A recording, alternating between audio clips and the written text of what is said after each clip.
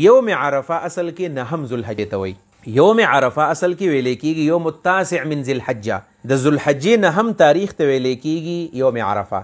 د عرفې ورځ کومه ورځ ده او د عرفې روژه به موږ د سعودي عرب سره نیسو او کنه د پاکستان سره به نیسو؟ دا سوال کله چې د ذوالحجې د میاشت راشي او د عرفې د ورځ کله رانږدې شي نو په دې موضوع باندې ډېر لوی بحث کېږي. یو رای دا ده چې عرفه هغه د کوم چې په سعودي عرب کې حاجیان صاحبان عرفات ته ځي دغې ته یوم عرفه وي، لهذا د سعودي عرب سره به نیسو. خیر دی که اختر موږ بل سبا لکو.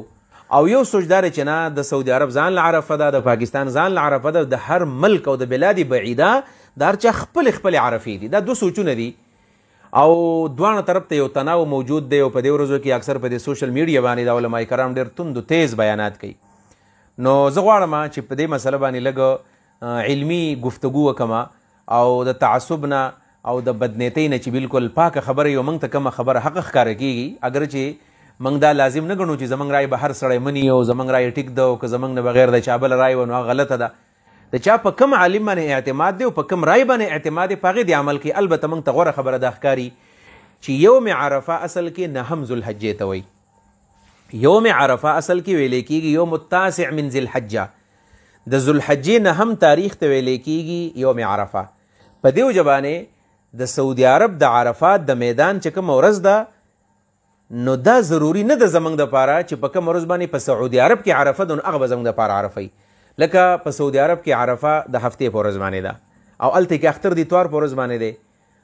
نو دا ضروري نه دی چې موږ به د هفتې په ورځ باندې به روژه نیسو، دا زموږ دپاره یوم عرفه ده. بلکې پاکستان رؤیت هلال کمیټۍ چې په دې کې نامور علماء کرام دي او د دې یو د اجماع صورت دی، د اجماع حیثیت دی چې د پاکستان نامور علماء کرام دا په رؤیت هلال کمیټۍ کې دي او دا یو اسلامي وطن دی، اسلامي ملک دی.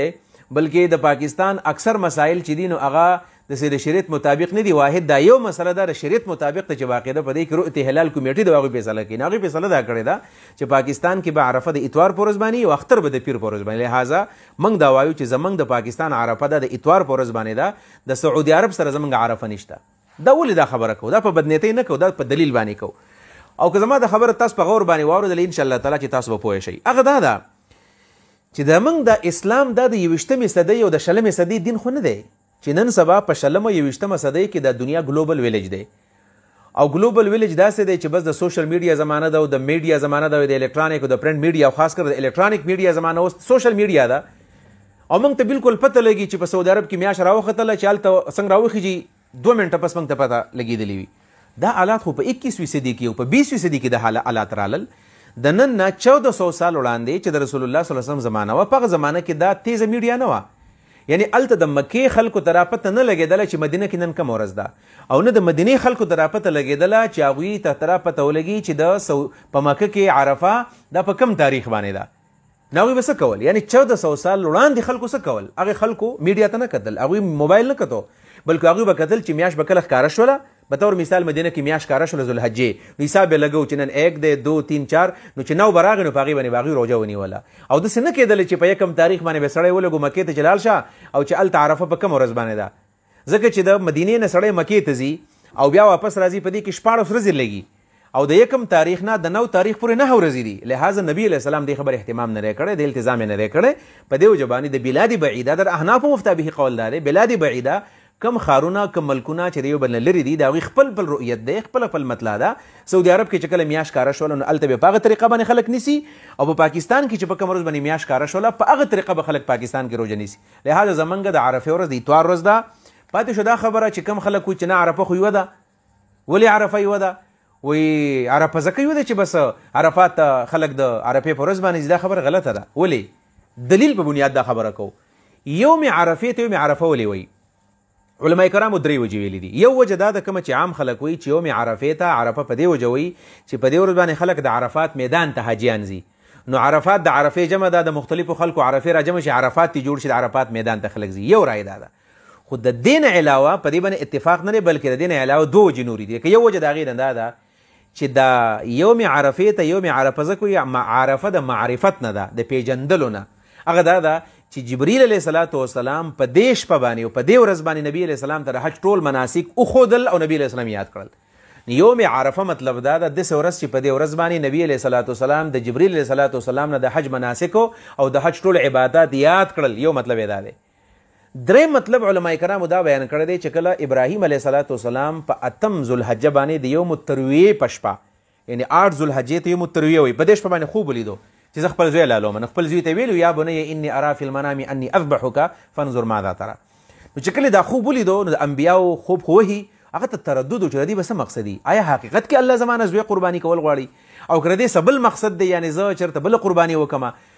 نو ابراهیم علیه السلام د یوم عرفه په شپه باندې د 9 تاریخ په شپې په دویم ځل باندې خوب ولیدو.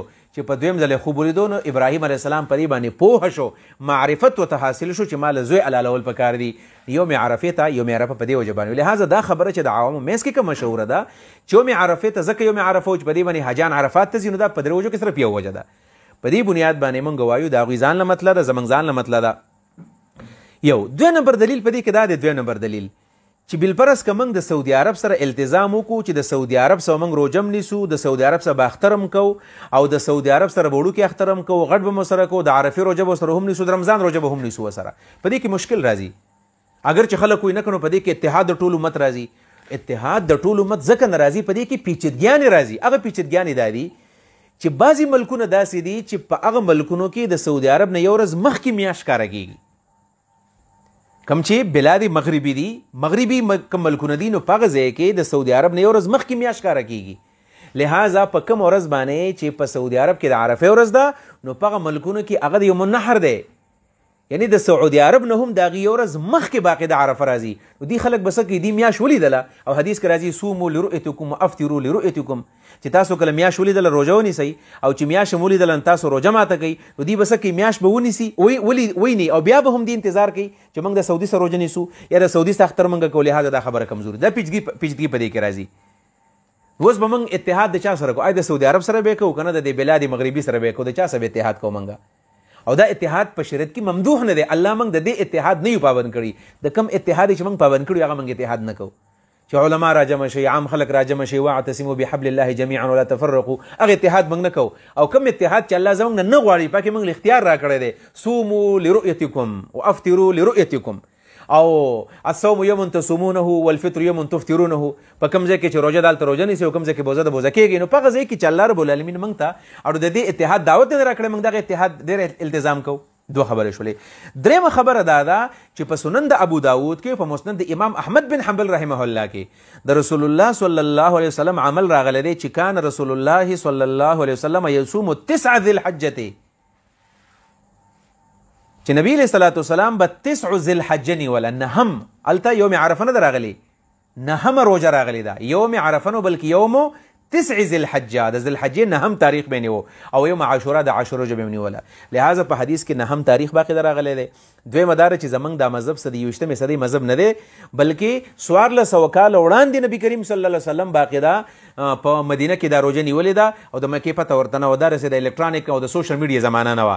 او دریم نمبر موږ دلیل دا و چې په دې کې پیچیدګیانې باقي ده راځي چې موږ خامخا هم د سعودي عرب سره موږ عرفه ونیسو. په دې وجه باندې زموږ تحقیق دا دی او دا موږ ته د دلیل په بنیاد کې غوره ښکاره کېږي چې د سعودي عرب د پاره ځان له عرفه ده او زموږ د پاره ځان له د هر وطن د پاره ځان له عرفه ده او نه سعودي عرب زموږ د پاره دلیل دی. زه بله خبره به دې کې کوم بالفرض که موږ وایو چې نه خامخا به د سعودي سره نیسو نو تاسو ته خو پته ده که نه چې پاکستان کې ټایم د سعودي عرب نه 2 غنټې مخکې دی یعنی پاکستان کې 2 غنټې مخکې ټایم دی او په سعودي عرب کې 2 غنټې وروسته به راځي.